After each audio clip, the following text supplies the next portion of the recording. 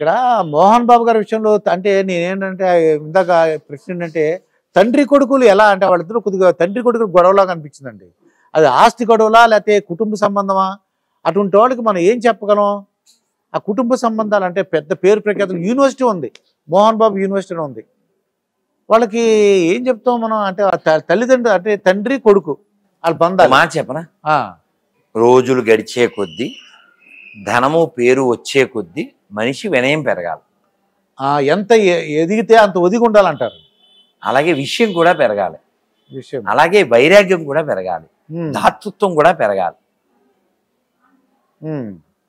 ఎవరో మెసేజ్ పెట్టారు, నీకు 50 ఏళ్ళు వచ్చినాయా, నువ్వు స్త్రీవా, నీ బీరువా ఒకసారి చూడు, బీరువాలో 80 చీరలు ఉన్నాయా నీకు, అర్జెంటుగా ఓ 30-40 దానం చేసే. 50 దాటినాయి కదా, అవును, నువ్వైతే కట్టవుగా అవన్నీ, అవును, దానం చేసే. నువ్వు పురుషుడివా, ఓసారి బీరువా చూడు, 50 దాటినాయా, నీకు 100 డ్రెస్సులు ఉన్నాయా, 80 డ్రెస్సులు ఉన్నాయా, సగం దానం చేయి, వదిలించుకో, ఎంత వదిలించుకోగలవో. ఇంకోటికి ఉపకారం కదా, అవును, నువ్వు ఎలాగ కట్టలేవు. ఈ ఉదాహరణ చెప్పి జయలలిత ఉదంతం ఎవరో ఉదాహరించారు, ఏం పట్టుకెళ్ళింది అని. ఎందుకు వేల కోట్లు వచ్చింది, బంగారం కానీ అన్ని బోర్డు ఉన్నాయి. షూస్ చెప్పులు 2000 జతలంట, 2 కాళ్ళకి. అందుకని నేను ఇక్కడ బాధపడింది ఏంటంటే ఇక్కడ ఇది ఒకటే ఉంది, ఏదో మేము అంటించిన స్టిక్కర్ ఉంది భగవద్గీత.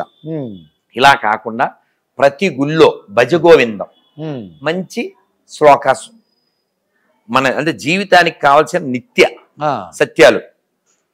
అర్ధమనర్ధం భావయ నిత్యం నాస్తి తత సుఖ లేశ సత్యం పుత్రాదపిదన భాజాంబీతి సర్వత్రైకా విహితారీతి భజ గోవిందం. ఎవరు చెప్పారు శ్లోకం? ఎవరాయన చెప్పింది? శంకరాచార్యులు వారు చెప్పారు, దాదాపు 2000 సంవత్సరాల క్రితం. ఇది ప్రాబ్లమ్స్ ఎలా వస్తాయి ఇప్పుడు మనం న్యూస్ చూస్తుంటాం, ఆస్తి కోసం అమ్మని నాన్నని ఇంట్లో పెట్టి నిప్పు పెట్టిన తనయుడు అని. ఇలా జరుగుద్దురా అని 2000 సంవత్సరాల క్రితం చెప్పారు. కాబట్టి ధనం విషయంలో అర్ధమన అర్థం అని మీరు అడిగిన ప్రశ్న మోహన్ బాబు రిలేటెడ్. అర్ధమన అర్థం భావయ నిత్యం, రోజు అనుకో. అర్థం అంటే డబ్బులు, దానివల్ల అనర్థం వస్తుందని అనుకో, లోపల అనుకో. భావయ అర్థం వల్ల అనర్థం వస్తుంది అని అనుకుని నాస్తి తత సుఖ లేశ సత్యం, దానివల్ల లేశ మాత్రం కూడా సుఖం లేదు. పుత్రాద పిదన భాజాంబీతి, చివరికి నీ కొడుకుల వలన కూడా భయం పుట్టే స్థితి వస్తుంది. సర్వత్రైకా విహితారీతి. ఇంటి 2000 సంవత్సరాల క్రితమే. That is Shankara. But present generation don't know about Shankara because maximum Shankara, because of బుద్ధి వంకర. They are going only for కరకర, దే ఆర్ గోయింగ్ టు కంకర. సో కాబట్టి నాలెడ్జ్ ఇప్పుడు ఆ తండ్రి కొడుకుల బంధం ఇదంతా. ఇప్పుడు రాముడు ఉన్నాడండి, నువ్వు అడవికి వెళ్ళు అన్నారు, దశరథుడు నేరుగా చెప్పాడా? చెప్పగలడా? నన్ను వల్ల కాదుగా.